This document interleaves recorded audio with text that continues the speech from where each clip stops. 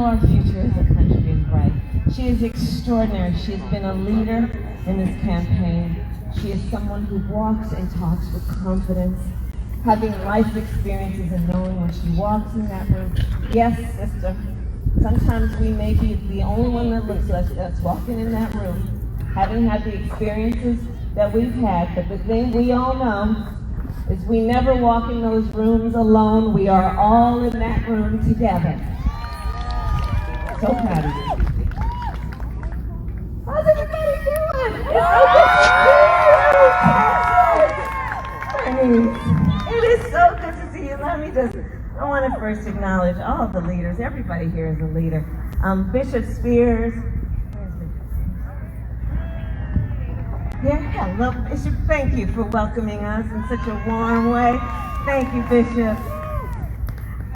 Dee Dee McGuire, I talked to her earlier. Where is she? Hi, Dee Dee. Thank you. Thank you for your show and your voice. Fred Heyman and Marvin Sapp, where are they? Oh my God, I felt like that was a good revival. There we are. Thank you both. It's just a gift that you have and that you keep sharing your gift. Thank you. Eddie Bernice Johnson, the great Congresswoman.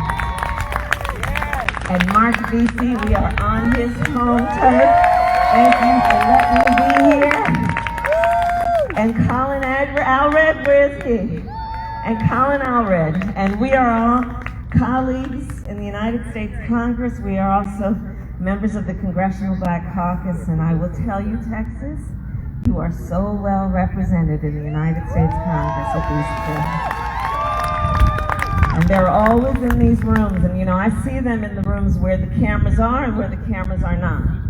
And they are always fighting for the people of Texas. They are leaders for Texas, and they are national leaders, and they represent the voice of all people so well. So thank you all. Thank you, thank you. So listen. Today is the last day of early voting in Texas, and you all have been doing your thing. What did I hear? Was it 9 million people have voted so far? Early voting in Texas, 9 million? Now we know this is no time to let up on the pedal though, right? So I know people sent me pictures of standing in line at midnight this morning, I guess, last night, waiting to vote. There was a line. People are committed. And so today is the last day of early voting in Texas. We want to make sure we see it through. And then let's make sure on election day, everybody we know has made sure that their voice, their powerful voice, is represented in this election through their vote. Because there is so much at stake and so many reasons to vote. Just think about it. Right now in our country, we are in the middle of at least 4 obvious crises, right?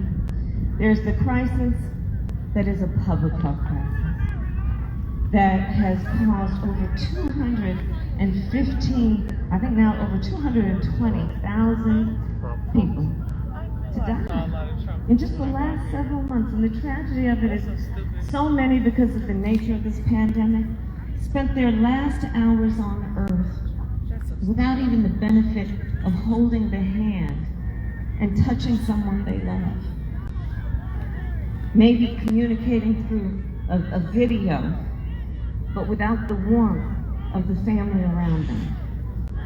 8.5 million, almost 9 million people have contracted this virus with untold long-term consequences. Doctors are talking about things like lung scarring.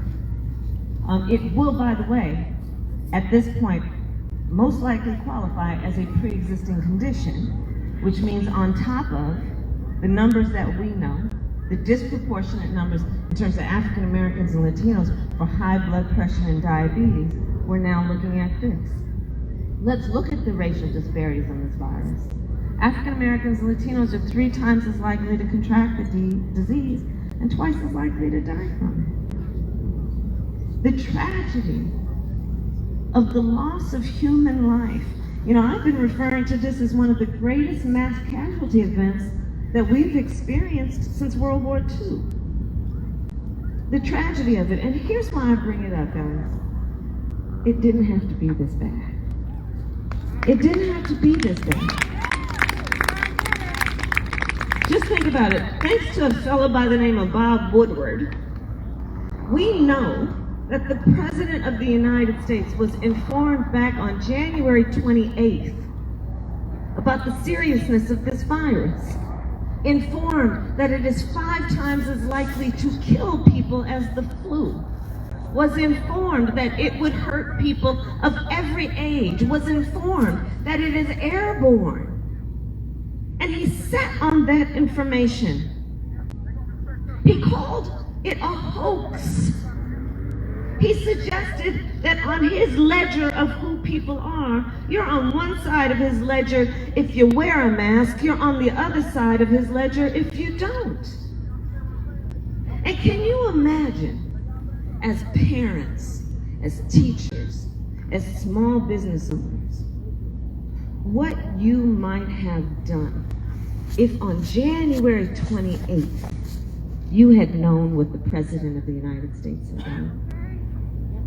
What you might have done to prepare, knowing that even before this pandemic, far too many Americans were working 2 and 3 jobs to try and pay the rent and put food on the table. And by the way, in Joe Biden and my America, nobody should work more than 1 job to have to put food on the table and pay the rent.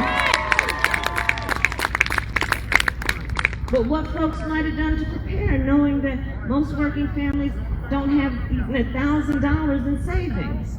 What people might have done to prepare, small business owners, workers. Because you see, still, even before this pandemic, which has been highlighted, we have a country that has not made it a national priority for working people to have paid sick leave and paid family leave. That will change in a Biden-Harris administration. But what people might have done to prepare teachers and students and parents around the fact that their children are going to miss so much of these critical days of their education. What people might have done to prepare, to just simply buy a couple of extra rolls of toilet paper. But they sat on this information and they didn't tell anybody.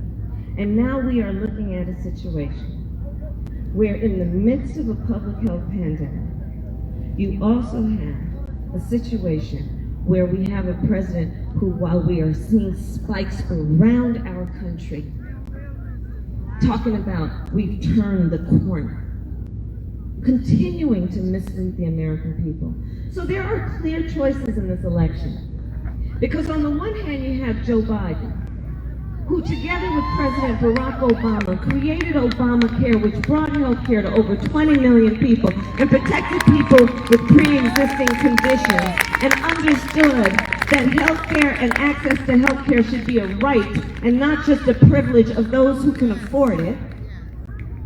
Joe Biden, who says we will expand on the Affordable Care Act, Obamacare, we will extend protections, we will bring down the cost of prescription drugs, we will bring down the cost of premiums, we will lower Medicare eligibility to age 60, we will expand health care, understanding the body doesn't just start from the neck down, it includes the neck up, and we need to expand mental health care. Clear choices. Because you see, on the other hand, you have Donald Trump, who together with his boy, Bill Barr, are in the United States Supreme Court right now trying to sue to get rid of the Affordable Care Act, which again brought health care to so many people. Here in Texas, we're looking at 10 million Texans who have pre-existing conditions. If they are successful with that lawsuit, all of the folks who have been over 20 million people are likely to lose their protections. And we now have almost 9 million people who have new pre-existing conditions called COVID. There are clear choices in this election. Because of this pandemic, the worsening of the wealth gap in America has been such that Over 30 million people in just the last several months had to file for unemployment insurance. We are seeing numbers that tell us 1 in 5 mothers who has a child under the age of 12 is describing her children as being hungry. Here in Texas, we're looking at the numbers that tell us that 1 in 8 households is describing their household as having been hungry. We're in the middle of a hunger crisis in America. They're not covering it enough. We're in the middle of a hunger crisis. Here in Texas, 1 in 6 households has described not being able to pay their rent or being concerned that they cannot pay their rent next month.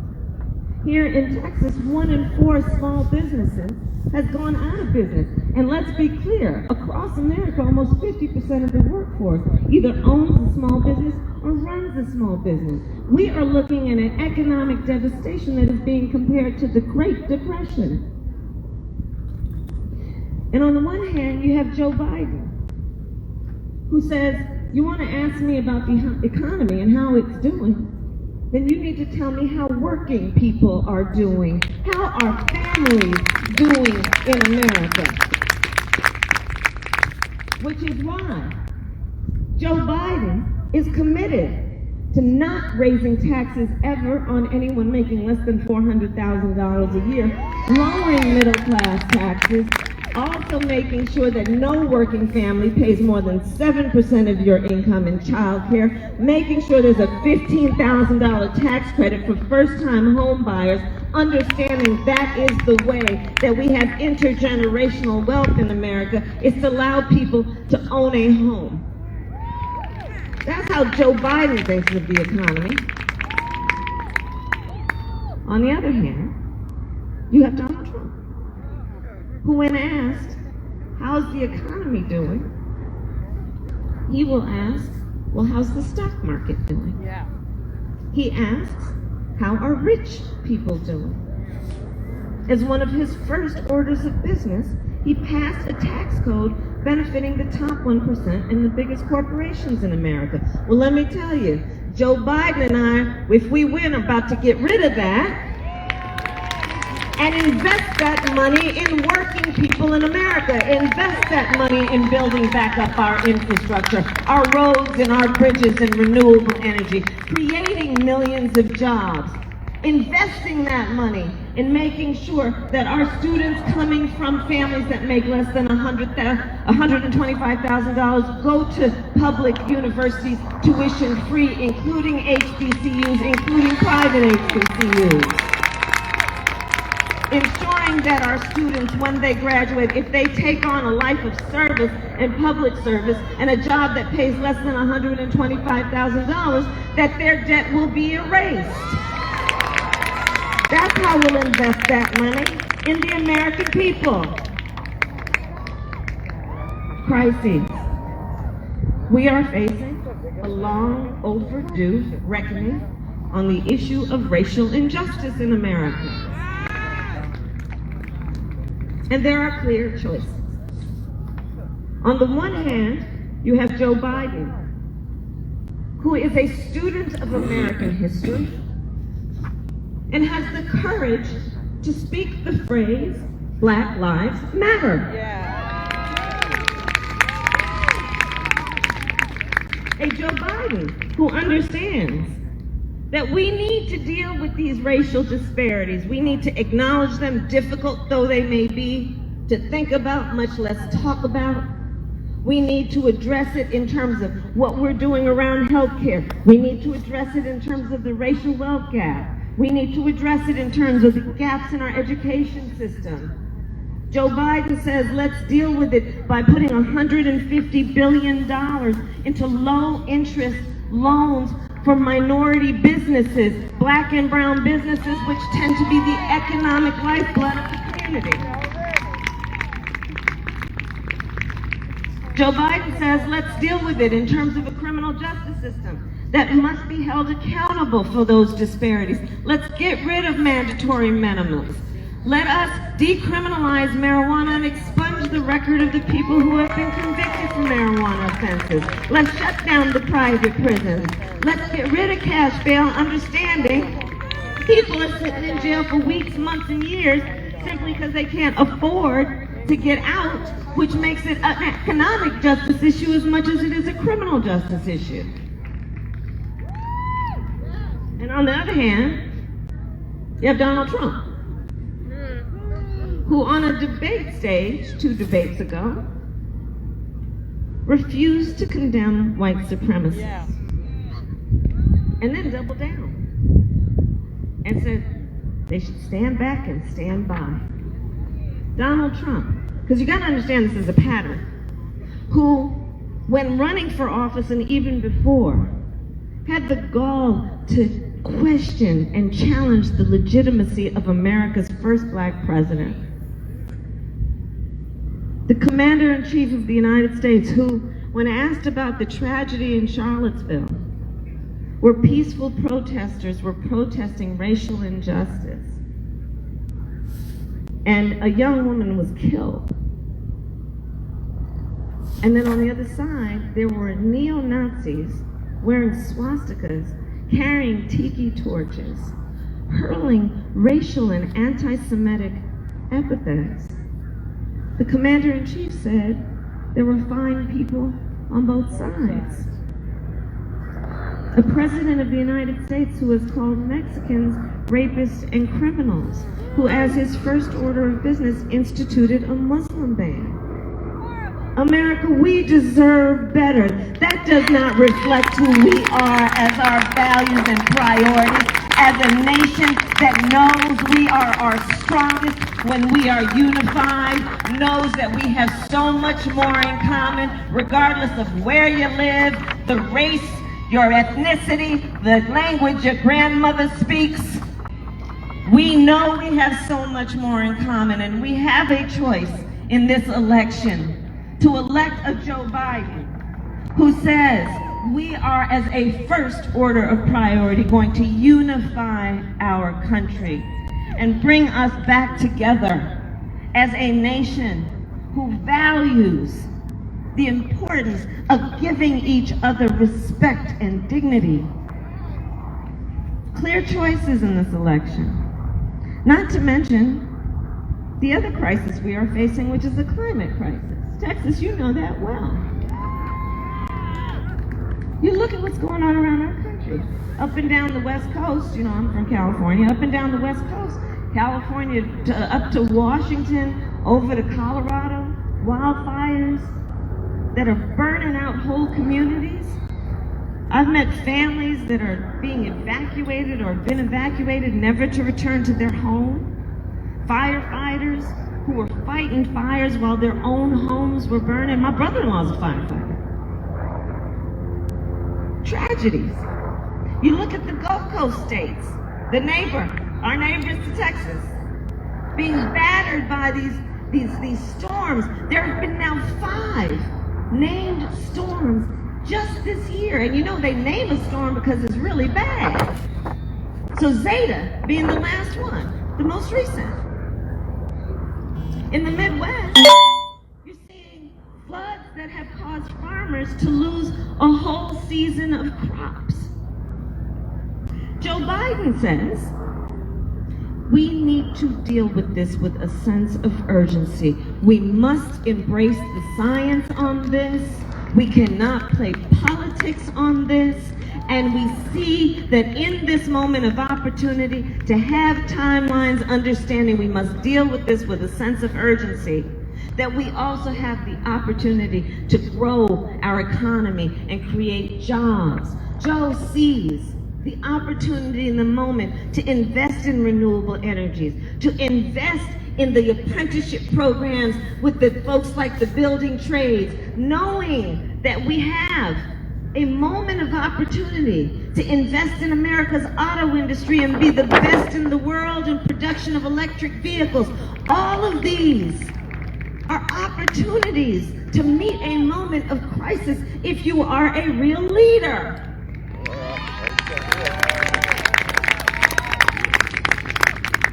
And on the other hand, you have the current president of the United States, who, when he was asked about the wildfires in California, So he was asked by a journalist, and the question was something like, well, Mr. President, these wildfires are happening, and scientists are telling us there's a real connection, between the climate, the extreme changes and human behaviors that are contributing to that, and what do you have to say? The President of the United States, who is also, again, the Commander-in-Chief, responded, "Science doesn't know." As though science is a person. Can you believe science doesn't know? So, and there's a through theme here too, because, right, that's how he's been treating the coronavirus, right? A refusal to embrace the people who are smart enough to know what is actually going on and give us some direction around how we need to deal with it, instead of trying to make everybody think everything's okay, as though people aren't smart enough to see what is happening around them. So all these things are at play, and so much more. And that brings me to this moment, where we are today.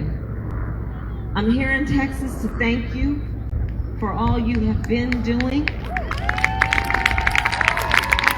speak up about these challenges and to remind people to vote here on the last day of early voting, 4 days before the end of the election. And I'm here to talk about it in the context of also understanding that there's a lot that we need to get done, and there are a lot of reasons for folks to vote. And people ask me a lot, why should I vote? Does it matter? And I think there are 3 reasons that it is important that people vote. One is to honor the ancestors. Honor the ancestors.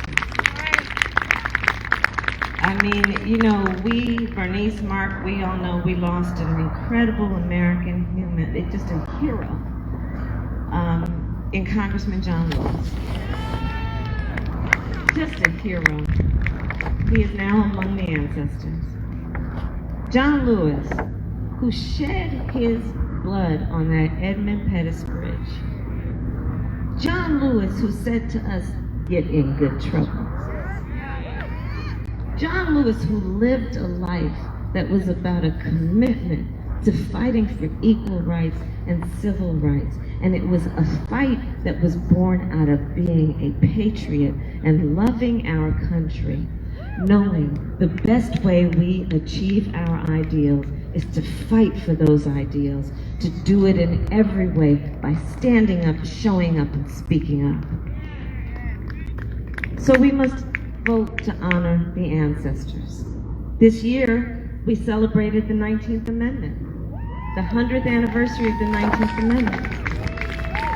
The ancestors, the suffragettes, who those 100 years ago, in all of their white, were marching and shouting for a woman's right to vote, saying, "We will not be deterred, we will not be left behind." Now let us remember, because we always must speak truth about history, that black women couldn't vote until 1965. Right. Remember that. Right. But yes, it is important to honor those who fought for this precious right, understanding that, like Coretta Scott King told us, the fight for civil rights, for equal rights, for human rights, this fight for justice must be fought and won with each generation. And what she meant is it is precious, these rights, but you cannot take them for granted. We must be vigilant. So we vote to honor the ancestors. We vote because everything is at stake. Everything is at stake. Like, let's think about where we are. We talked about it in terms of these crises. I mean, let's talk about it in terms of these 545 babies who right now have been orphaned because of a failure of the United States government to reunify them with their parents. Let's talk about a nation under this administration that had a policy of separating children from their parents at the border. A nation that broke its promise to the dreamers in terms of not following through on a commitment around DACA protections. There are so many things at stake. So that is a reason to vote. And the third reason is this.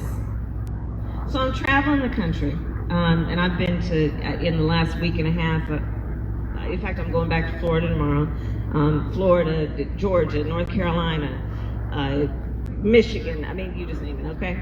And one of the things that we have been seeing, certainly since 2013, before for sure, but since 2013 when the Supreme Court gutted the Voting Rights Act, is we've been seeing as many as 24 states putting in place laws for their state legislature that have been designed to suppress the vote, have been designed to make it difficult for people to vote, have been done in such a way, you've seen that in Texas, where they're trying to remove the drop boxes, where they're trying to reduce the number of polls, where they're saying if you vote from home, you need to fill out 2 envelopes. I mean, all kinds of things, right?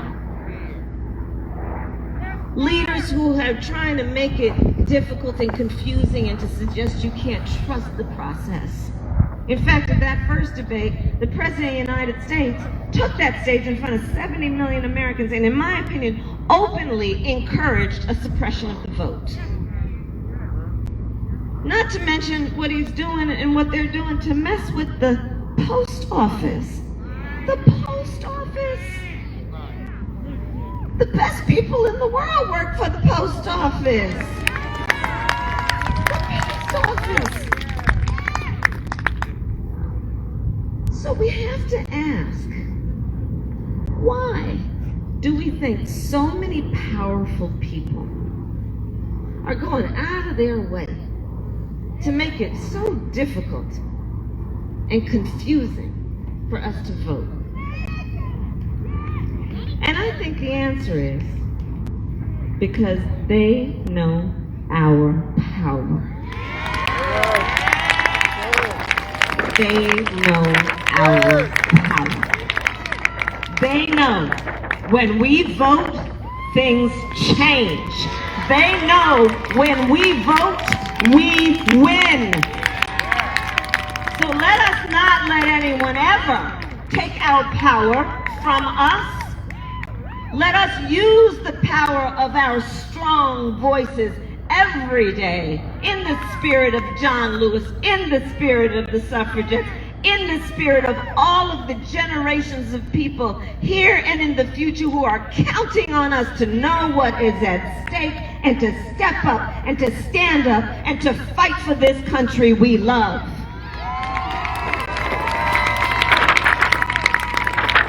That is what is before us. And so my final point is this. This moment will pass. It will pass. And years from now, our children and our grandchildren and others, they will look at us, each one of us. They're going to look in our eyes, and they will ask us, where were you at that moment? And you see, we're going to be able to tell them so much more than just how we felt. Fort Worth, we will tell them what we did. We will tell them what we did. We will tell them on this particular Friday afternoon, on the last day of early voting in Texas, we were sitting in a field hanging out with Kamala. We will tell them, we texted everybody, called everybody, emailed everybody. We knew that, yes, we knew we were kind of getting on their nerves, but we also knew they'd get over it. That we reminded people of the path that we are on, that the shoulders upon which we stand, that we reminded people about what is at stake, and that we reminded people about their power. And in this moment where we are dealing with crises, we reminded our friends and our neighbors and our family that you are not alone. Don't let anyone make you feel small. that you are big, you are strong, you have power, and at election time that power will be through your vote, and you will tell them when they ask that you elected Joe Biden the President of the United States. Thank you, Fort Worth.